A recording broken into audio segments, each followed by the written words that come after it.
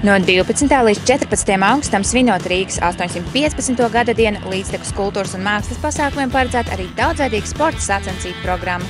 Rīgas svētku laikā, kas ir vienlaicīgi ar Rio olimpiādu, notiks vairāki sporta pasākumi. Kā tādu mazāku centru es varētu minēt Lucelsavas aktīvo zonu, kur svētku laikā notiks 4 pasākumi. Sākam mēs jau piekdien 12. datumā ar pludmales volejbolu. Pludmales volejbols jau 3. gadu pēc kārtas Rīgas svētku ietvaros norisināsies Lucelsavas kausa 2016, un viņš jau sāksies piekdien, 15:00, kad aizvadīs pirmās spēles 12 sieviešu dueti un 24 vīriešu dueti. Tā kā turnīrs risināsies līdz pat 24:00.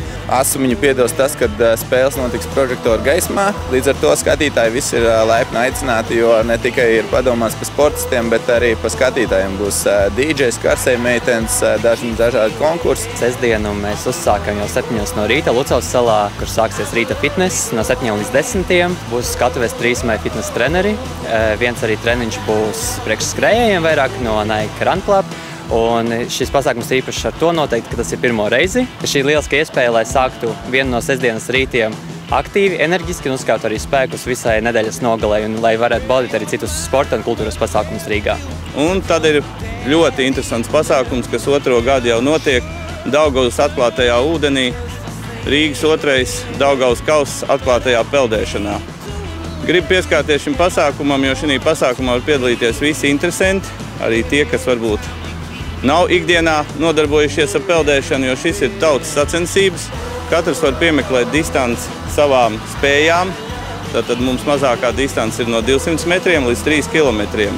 Pie tam jāsaka tas, ka šīs sacensības vēl vienā ziņā ir unikāls, jo Daugavā atklātā ūdenī šīs ir vienīgās sacensības, cik man ir zināms, notiek. Līdz ar to izprovēt savus spēkus atklātā ūdenī būs interesanti. Tad, turpinot svētku programmu, Lucelsavas salā, kā jau es teicu, ir pludmales volejbols, kurš iet visu dienu. Tur ir fināla sacensības uz vakaru pusi. Arī būs interesanti, vajag nākt paskatīties. Un pašā vakarā 20. ir Rīgas lielais piedzīvojums.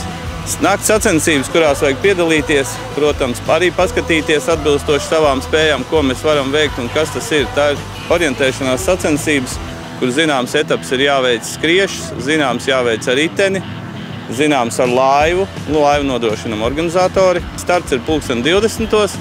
Visiem, kam ir vēlme, vēl var pieteikties šīm sacensībām. Bez šiem minētajiem svētkiem Rīgā notiek vēl daudz visādi pasākumi.